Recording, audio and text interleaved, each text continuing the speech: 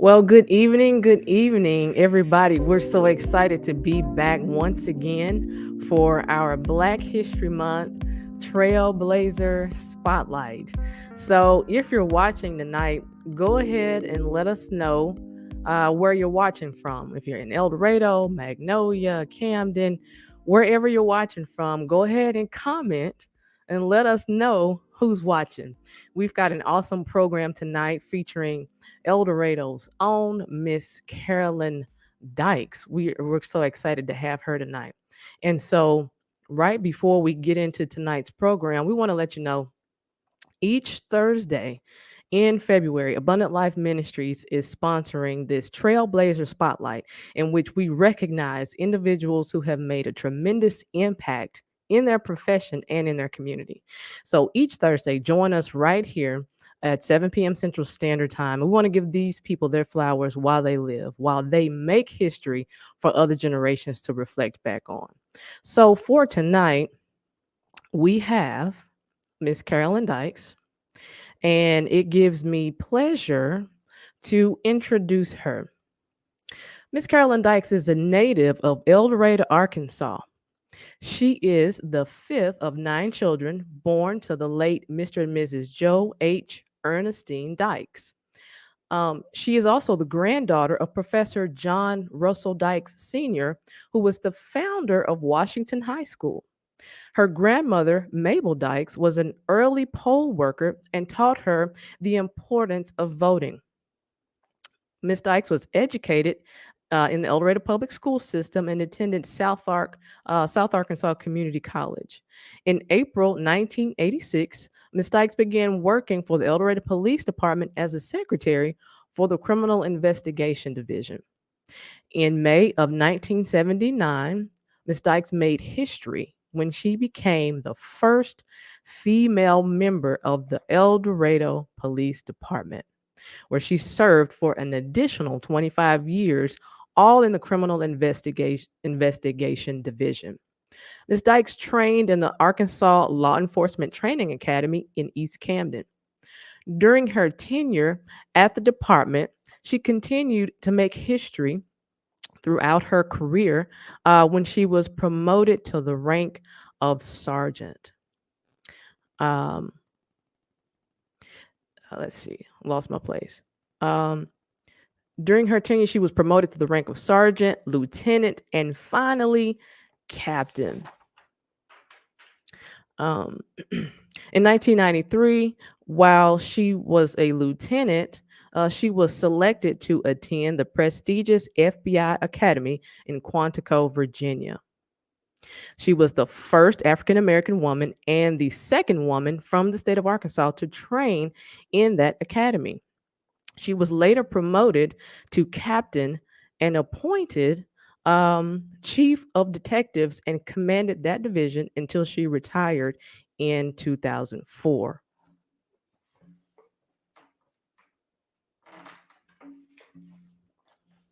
After retiring from the department, Ms. Dykes became a private investigator and had an opportunity to work overseas as an investigator for an international company. She lived in Amman, Jordan for 3 years and worked throughout the Middle East, including Baghdad, Afghanistan, and Dubai. Upon returning to the States, Captain Dykes worked with the United States Marshal Service before resuming private investigations. She is currently working as a capital conflicts investigator for the Arkansas Public Defender Commission. She has a son and a host of grandchildren. She is of Christian faith and began her spiritual journey at First Baptist Church on Cordell. She is an accomplished calligrapher, enjoys writing, cooking, and spending time with her family and friends. Ladies and gentlemen, we have a treat in store for us tonight. So you want to share this video. Share it with your friends, share it with your coworkers. We're so excited to have you tonight. And before we turn it over to my mom and dad to give the interview tonight. They're going to be talking to her and getting all the inside scoop. We're going to have a word from our sponsor, Miss Aubriana Gatewood, sponsoring tonight's broadcast.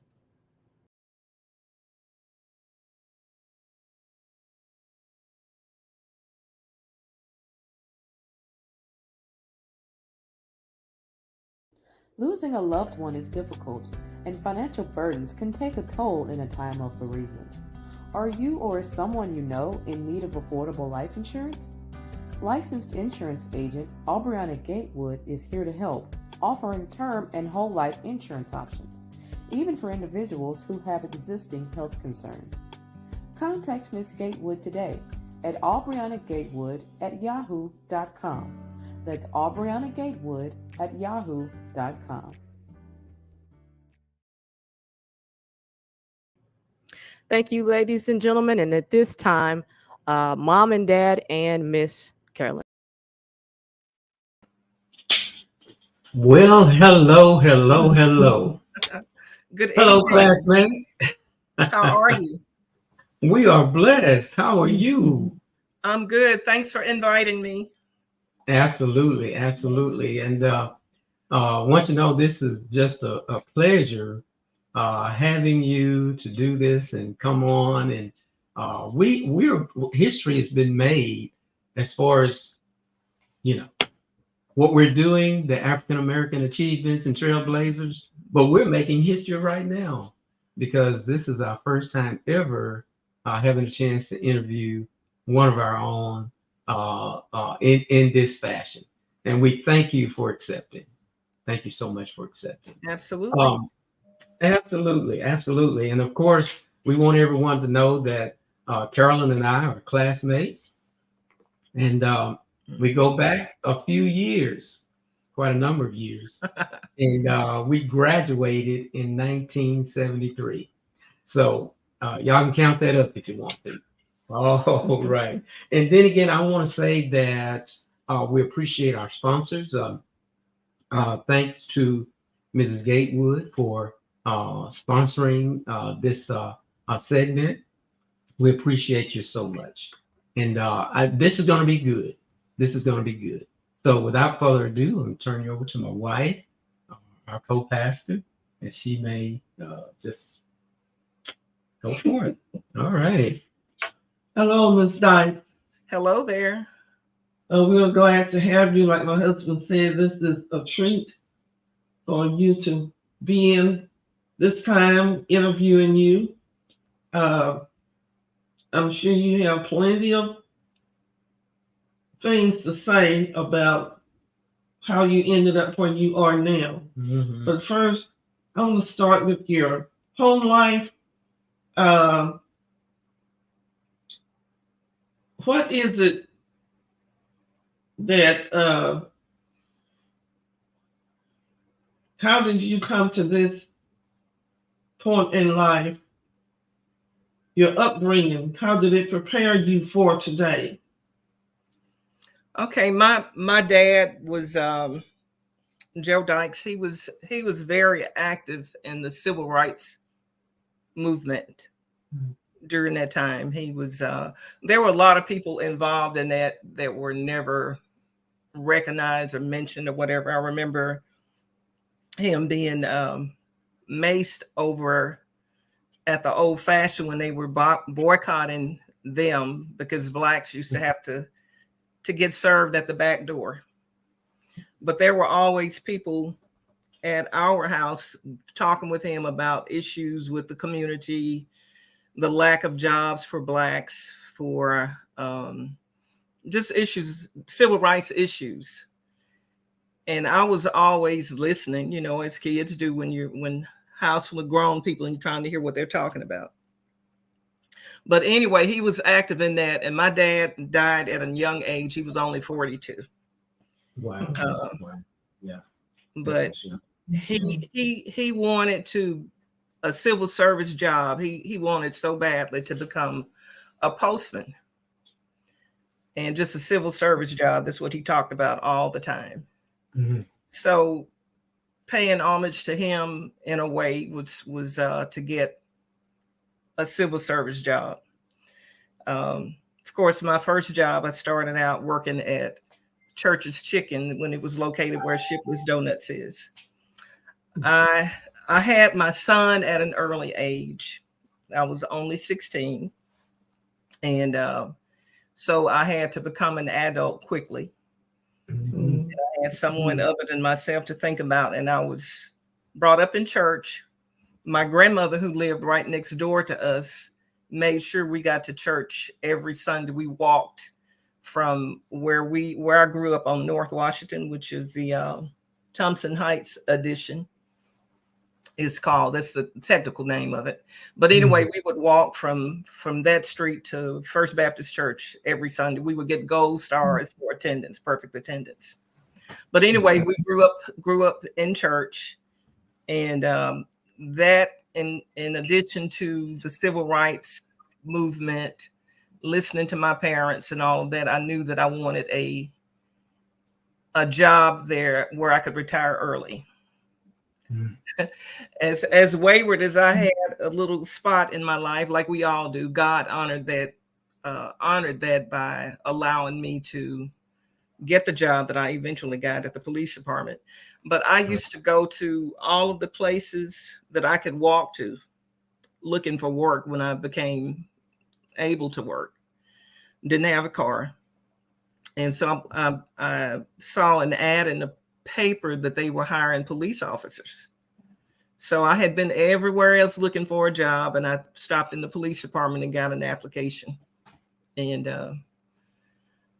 took the test, passed the test, made one of the highest scores. I found out later in talking to the people that the Civil Service Commission member, but I was told that they had filled all of the positions.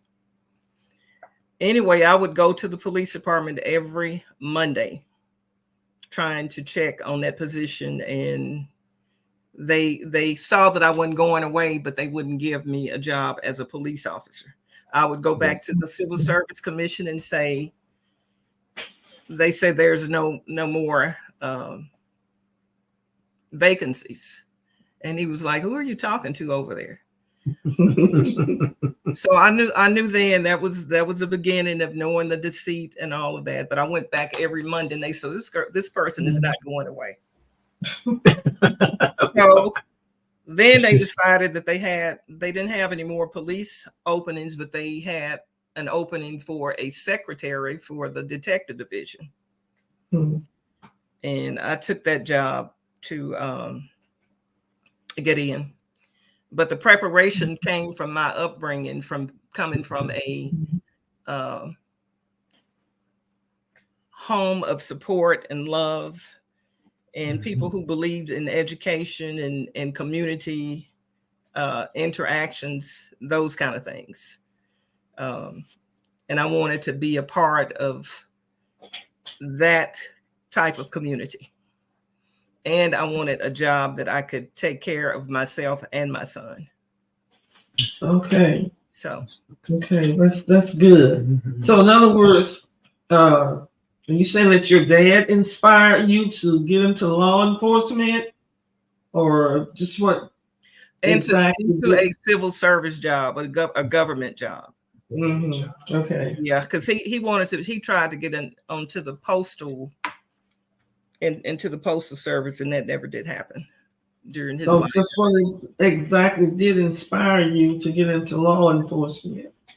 Looking for a job with the retirement, and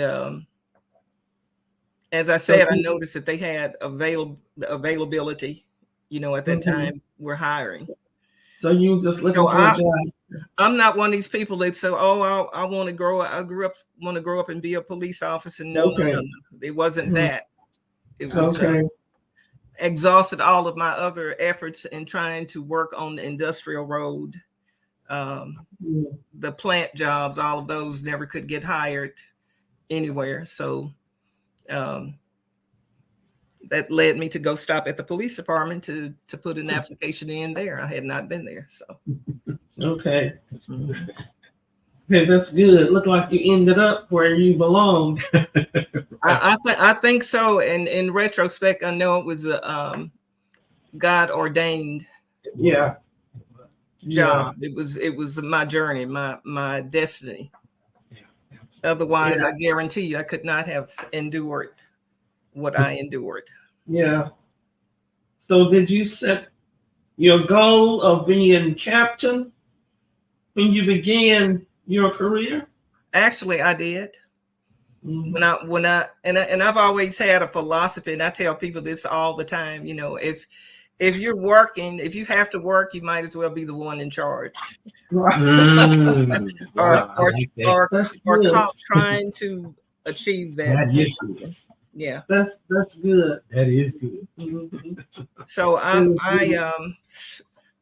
I did have that goal in mind. So when I got hired, I continued. I started right away taking courses that would help me achieve that. I enrolled at the Yeah. community college and took Okay. courses Okay. related to criminal investigations and that type of thing. Okay. Mhm. You know, so I'm just see it interesting. I want to uh, whatever you can do to bring criminals to where they're supposed to be. You know, a lot of people enjoy things being justified or being, you know, where you can bring justice to your city. Uh, so there, you know, there are some people that are like that. Of course, I always like to watch these uh, programs where a crime are solved. Mm-hmm. That's what I always. That's one of my favorite things. You What can't is solve all of them in an hour though. no, no, because I see where it takes several years to find out who the guilty person is. Absolutely. Hmm. What has been the most rewarding experience in law enforcement for you? There have been so many. And you know, it's so cliche when you hear people are, ask, why do you want to be a police officer? I just want to help people. Hmm. And it is a help to people. And I do believe even today that jail saves lives. It's not always Yeah, um, right, an end that uh, is not good. It helps people. It restores people. right. It does. It saves people from being, if they had not been locked up that day, something else would have happened to them or whatever. Exactly, And, exactly. and I And then, still continue to have that conversation with the people in the role in the job that I have now. right, People are already incarcerated, but they you learn to understand that happens to people sometimes because God has intervened in their lives in that way. right, It's that journey, part of their journey. right. You know, I've known parents who were glad when their children were locked up because they felt like they were safe They knew where or they they were were. in jail Mm-hmm. or in prison or whatever. Mm-hmm. But you know, they didn't worry as much because they knew where they were.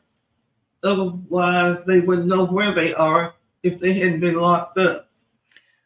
And you can look at it that way. A lot of people do, so, but Hmm. I've had I have people even today that will thank me for having arrested them, Hmm. for Right, for right, helping them. Of course, I was just a vessel that God used to do that, but uh, right. it's rewarding to hear that. Now it's not always been that way. It was difficult because I had to fight with um, being the first female Right, officer. exactly. I was not allowed to go to the streets right away. I fought Hmm. with every position that I got. Um, Hmm. I had to fight inside the police department, and then I fought with my own community because people did not support me. I did not have any support from the Black community. Right. So my journey was a very lonely journey. Lonely journey. Very difficult. Yeah. Wow. You know, I would think people would be proud to have somebody representing them. That was not the case. Right. I was detested. Right.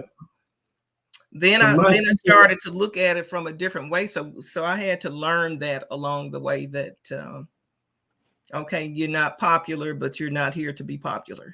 Right. So it was difficult. You know, I had to fight people inside and outside. I'm sure you did. I have an uncle who was a policeman a long time ago, and his personal conversations would be that, you know, his own race didn't really support him. And then his own race at times would want to let them, oh, why don't you come on and let me go? You know, we're the same color.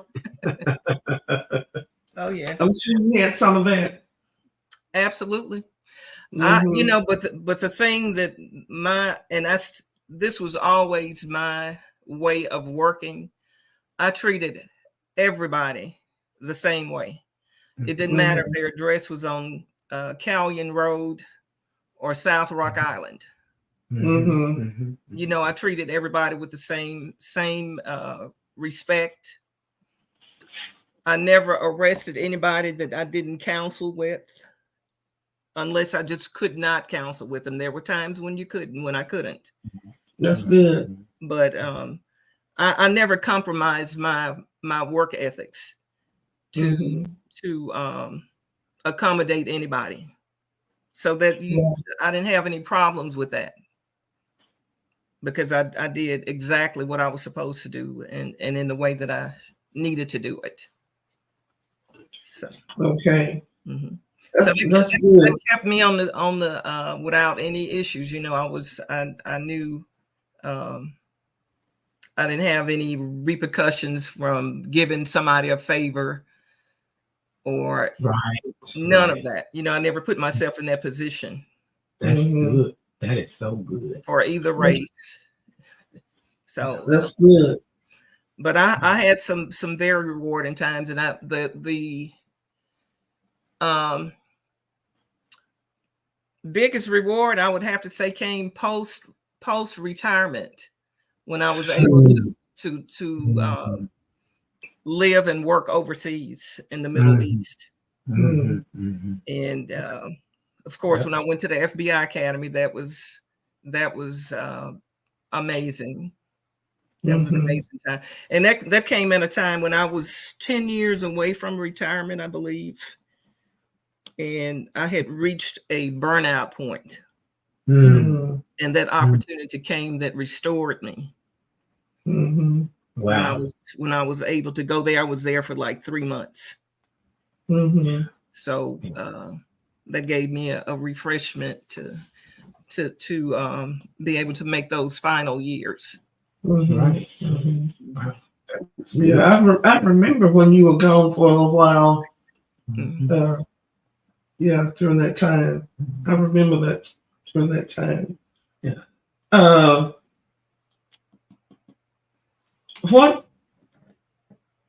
Who inspired you the most while you were in that position? Who was it that inspired you to make you, you know, feel better, or to encourage you, or tell you that you're doing a good job? Or me and Jesus. Oh my goodness. For the most part, seriously. Like I said, I didn't get a lot of support from our community. I remember when I did go to the FBI Academy and came back, the Self Culture Club celebrated me by giving me a reception at the community college. That was very nice. Mhm. And that was the first time that I really felt appreciated to a degree Yeah. from the community. And in retrospect, I can understand why some people were have the attitudes that they did, because you're resting your own and people that you knew, and they expect, a lot of people expected for you to look over their transgressions or whatever, so Right. that would cause friction a lot of Right. times. So, but that's just the nature of the beast. The people that's just, I guess, could be expected. Right. When I look back over the things that I endured. So, Mhm. but it just made me stronger in my and more determined to do what I was doing. And as long as I knew I was doing it without compromising my values, my ethics, Mhm. that gave me strength to continue. Because that's Well, you have to have a determination there. What should we expect to see from you in the future? Is there anything in the future that we should expect from you? Or well, I'm still working. Yeah. I thought she was gonna say, "I'm gonna rest."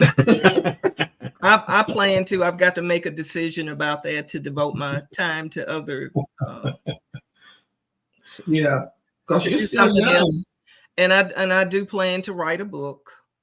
Mhm. Yeah, that was I've gonna be my question. Yeah. I've not done that, and I have said that for a long time, that I was going to Yeah. write a book, but I just haven't taken the Yeah, time to do it. Or The book. that sounds good. Mhm. That sounds really good. nobody can tell That your you would write a story book. better than you can. So, That's right. Exactly. mm. Exactly. And And many of us look forward to. the travel to the Middle East, I've still getting revelations from God, from the spiritual aspect now, what that was all about. Mhm. It's still being revealed to me, because it was Mhm. Absolutely. Mhm. that was with all that's going on in the world and all of that. I see so many places, or most of the places that they show, I've been there. I learned so much about other cultures, Mhm. and it just resonates so much now with where we are in the world, So, Yeah. but that was an amazing experience and valuable. Yeah. I'm sure it was. Yeah. Yeah. Well, thank you for my half or my part of the interview with you, and I certainly enjoyed that. And now I'm going to let my husband have it. Well, Uh, you know what, Carolyn? mhm. Again, I want to say how proud we are of you. And you know what? I don't really know how to say this, but if I could apologize to you for our Black community for not supporting you, because hey, I'm part of the Black community myself, and I don't know if I did, but I will say this, that I knew that I was always proud of you, whether I verbally told you that whenever I would see you in that blue uniform with your pistol on the side and so dignified and professional. And we got this thing about hindsight. If we could roll back the time, then I would tell you more and more often, and encourage others to let's support our own. And I'm sure that was kind of tough. That was really tough. And but God gave you the tenacity Mhm. and the strength. Even though that it seemed like it was a lonely time for you, God was right there orchestrating, even when you couldn't find work at all those other places, and Mhm. you set foot in the police department and you got hired on. He orchestrated the whole thing. So now we know this. Yeah, yeah, yeah. But I do want to say I want to go back a little bit to when we were in high school. So there was racism in high school. We integrated in 1969. Mhm. So what kept you focused on getting your education? What kept you focused on, that you're headed for a career in some field? What kept you focused during that time and all of this racism, segregation, and all of that, going on?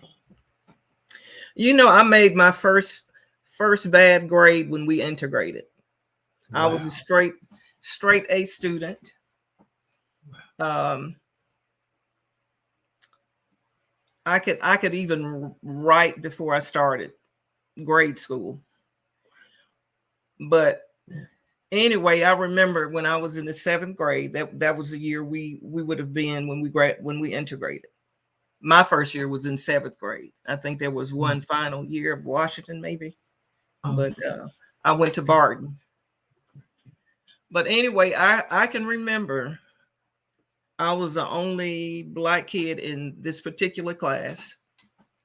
All of the white girls gathered around my desk Mhm. and they touched my skin. They felt my hair. Oh, I was a specimen. that was I was a interesting. specimen. They touched me. They felt my hair. All of that. That was so humiliating. Mm, I mm, remember mm. that real well. And that's the Wow. same year that I made an F in math. I had never seen an F on any report card that I ever had before then. So it was stressful. The start of it was very stressful. I Mm, remember being in the lunchroom and walking across the room with my tray to set it where it needed to be. And the principal, I don't even know who it was. I can't think of who it was right now, but he asked me a question and I answered him yes. And he scolded me and said, You say yes, sir, to me. And I mm. said, I don't say yes, sir, to my daddy. I was always had that in me to stand up. I learned that from my home, from my dad, listening to the way he operated and all this. So I always knew that I had instilled in me a fight. Go ahead. Go ahead. The I phone's was ringing. But go never intimidated by people Yeah. from a young age. I always knew that I had a voice. Right. I had rights and I knew to speak up for myself when I needed to. Yeah. So integration, while it was difficult, I managed to segue into it. Did I lose you guys? We're listening. The phone was ringing, but we're listening. We're still Okay. with you.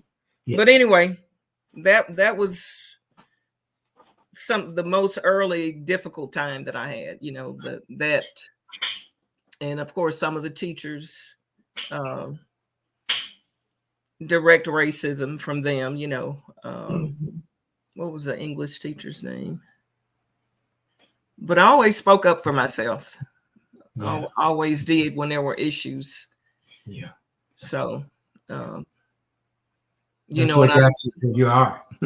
some of those same people that touch my hair and all that were at the reunion. And I think we sat around the table together and all of that. Oh my goodness. They probably don't even think anything about that, Yeah. Well, you went through it, and you went through it by standing your ground, yet gracefully, but standing your ground. I did. So that's how you have made it this far. And so, what would you think was the hardest or worst time that you can reflect on concerning discrimination? In the schools or anywhere, just everywhere. Just anywhere at all. The El Dorado Police Department was the most racist institution in the United States. And I endured that from 1976 and was still fighting when I left there in 2004. Wow. So it really just became subtle. It didn't go away. Yeah. When affirmative action was in effect, and that's why I got hired. Yeah. Affirmative action. It wasn't because they wanted to hire me. Right. It was because they had to hire me. Right. So that when we lost that shield, that's no longer in existence. But that's true. Yeah, that never went away. I still dealt with that on a almost daily basis, and all I could do to fight that was to continue to make myself better at whatever I was doing. So, not to cut you off, but in the midst of all of this racism and lack of fairness, what made you keep going? What inspired you to just keep pressing and pushing, and instead of like, well, let me just go to another job somewhere else? I don't believe in folding. There we go. No. You hear that? I don't. It was something that was instilled in me. And I already knew that even if I had gone somewhere else, it was going to be the same issues with different faces, a different place with a different face, but the same issues. When I worked at the after retirement, and I worked at the federal building as a court, and that was the first too. I was the first woman that had that position over there at the courthouse, federal building. And they wanted to replay the same playbill as I had already gone through at the police department. 1970s discrimination. And I was like, I'm not doing this again, So it just made me stronger in my beliefs in my fight for, I hate injustice. Yes. Personal injustice and just injustice for anybody else. Yes. And that's that motivates me in helping other people who don't have a voice. Right. I have a voice. Yeah. God gave me a voice and I used it. And so I present that for other people, because some people just don't have a voice, and I became that, and I knew that was something that was assigned to me. I recognize that as an assignment. Absolutely. That's so good. That is so good. So in your career over these years, so how many years were you with the police department altogether? 28. 28 years. Mm-hmm. All right. So 28 years with the police department, and then your travels overseas, and and all of that. What would you say is your greatest achievement? That part. That part. That part. Traveling, the living overseas and working overseas. Gotcha. That was an invaluable experience. And as I said, it's still affected me today. There's still parts of that has not yet been revealed to me. There was a reason Absolutely. Oh, attached to that I haven't gotten to yet. yes. So yeah, that was the greatest. That was based on the work that I had done with the police department. My credentials, Right. is what landed me that position. I worked under like 5 administrations, chiefs, Yeah. and of course I had a couple of failed attempts at becoming chief. Yeah. And the last time I applied for that, they didn't even bother to give me an interview. Mm. But that's okay. Yeah. But anyway, one of the chiefs that I had worked with, he and I had developed a friendship that stayed intact after he left. Mm-hmm. And so this company, this international company, he worked for them. And he called me and told me that he had a proposition and an opportunity for me. And the opportunity was to work in Amman, Jordan, as an investigator, and this company was looking for a female investigator to join the team. Wow. And he knew of my abilities and so forth. So I went to Texas for the interview. I had an interview like I'd never had before, roundtable interview with executives. They were firing questions at me, and before I got back to Arkansas, they wanted to know when I could leave to go to Jordan. Wow. Wow. Mm-hmm. That was a setup. God set that up. but when he called me and asked me about it, I said, well, I'll have to pray about that. I had been to a police conference in Dallas, the last Black police officers conference that I went to, and they had some people there that did a block about working overseas. Yeah. And so they had given me, you know how they give the trinkets out when you go to a seminar, they give you a mug and notebooks, pencils, and all of that. So I'm going about thinking about going to Jordan, praying about it. And in this utility sink in my garage, I had a lot of cups. And the first one I pulled out when I was cleaning out was this company I went to work for. Wow. So I'm like Gideon. I need some more. Yeah. I need some more confirmation, God. Yeah, you pulled out the fleece. Right. That was good. I went to a doctor's appointment. Sitting in the waiting room, I opened a magazine.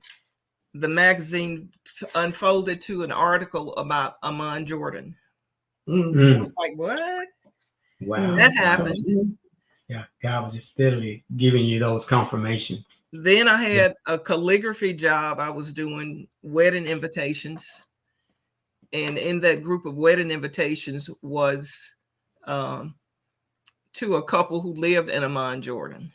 The final thing is my mother, who had raised 9 children of her own and a grandchild, said to me, I raised 2 of my granddaughters. I will keep your girls for you if you want to take the job. Wow. Now, for my mother to say that to me, yeah. I knew that was a God thing. And in addition,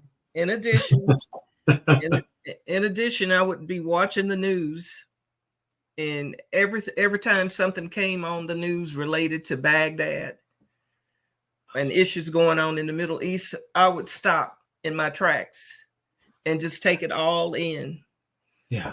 And God kept saying to me, you're going there. Wow. Yeah. And all of these things came about. So I know that was an assignment, Absolutely. an opportunity, and an assignment. Absolutely. Absolutely. And so Yes. that's how that came about.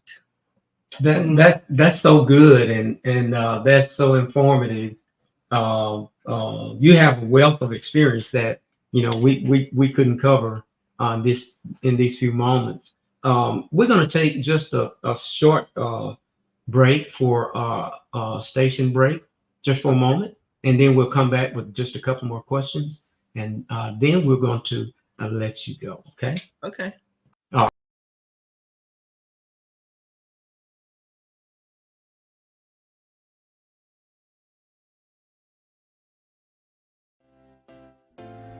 Abundant Life Ministries, located at 501 West Block Street in El Dorado, Arkansas, cordially invites you to worship with us each Sunday at 10:30 a.m. Apostle Larry W. and co-pastor Lady Jessie Yarbrough, founders. Abundant Life Ministries, the place where Jesus is Lord and you are loved.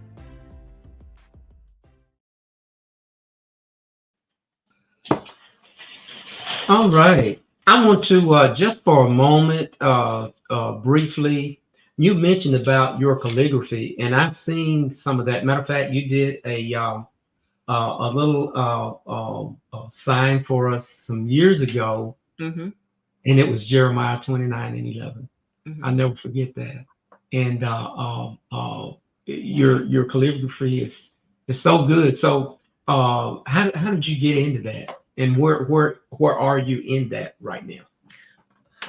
As I briefly mentioned earlier, I have came from a family of nine. The first five of us were stair steps. It was a year apart, 5, 4, 3, 2, 1. So all of my sisters were at school, and I would pretend to be at school when I was at home by myself. And so I would trace their handwriting. So that's why I was able to write when I went to first grade. I could write, already write, print, and all of cursive. Yeah. And the signs that they used to have on the wall, the cursive writing, I tried my best to write like that. Wow. And I discovered one year, I was at my sister's house, my older sister's house. Her husband collected writing pens. And in this cup of pens was a calligraphy pen.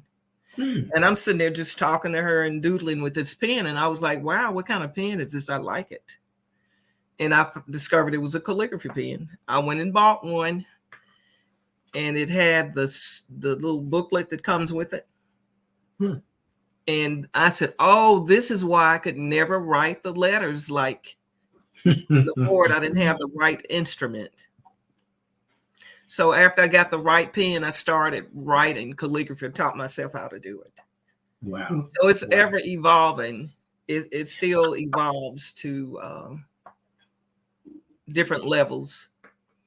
So I'm not greatly advertised, but I do get do wedding invitations, the outer envelopes for wedding invitations.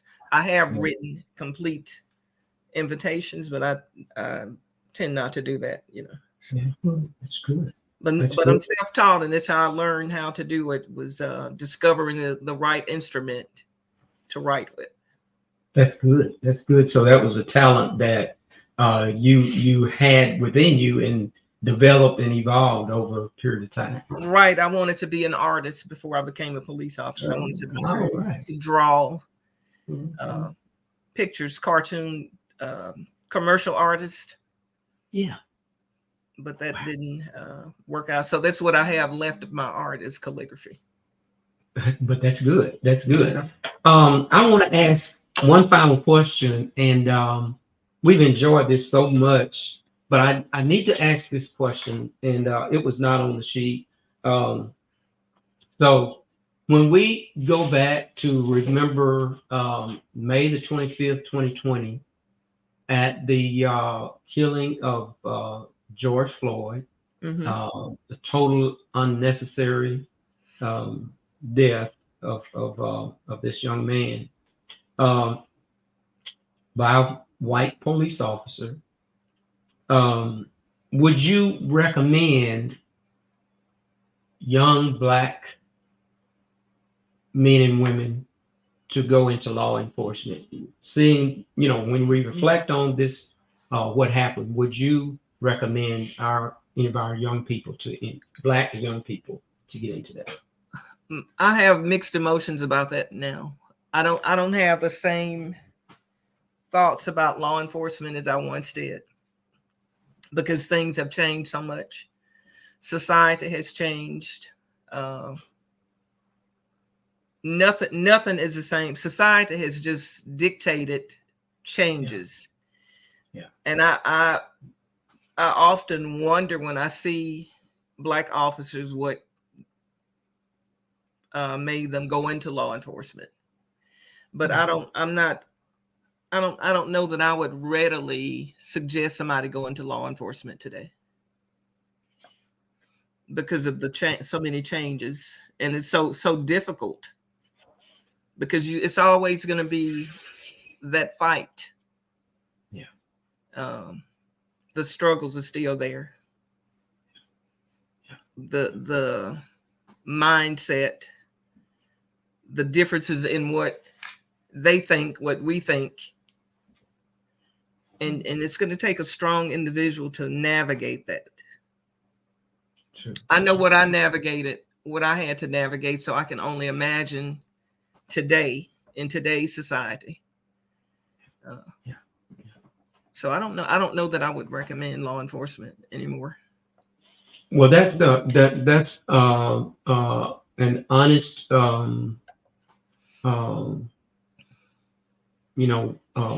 idea of speaking from your heart because of what you've gone through. So as we wrap up, and I think we might have gone just a little farther, but we've enjoyed this so much. As we wrap up, what would you say to our young black people that are entering into college? Some won't go to college, some entering into college, coming out of college.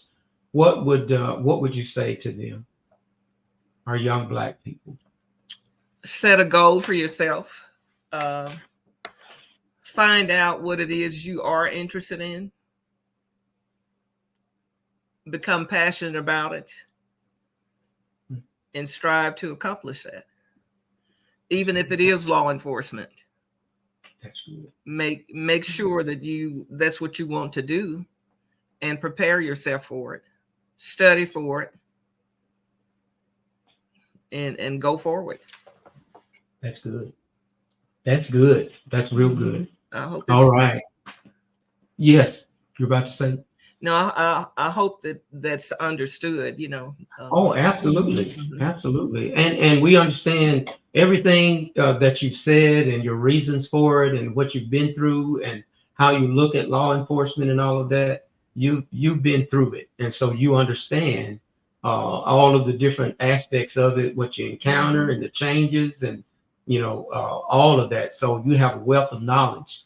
And as we sign off, Carolyn, I want to again say how much we appreciate you, and we thank those that are our listeners that tuned in on tonight. And I want to encourage you to write the book.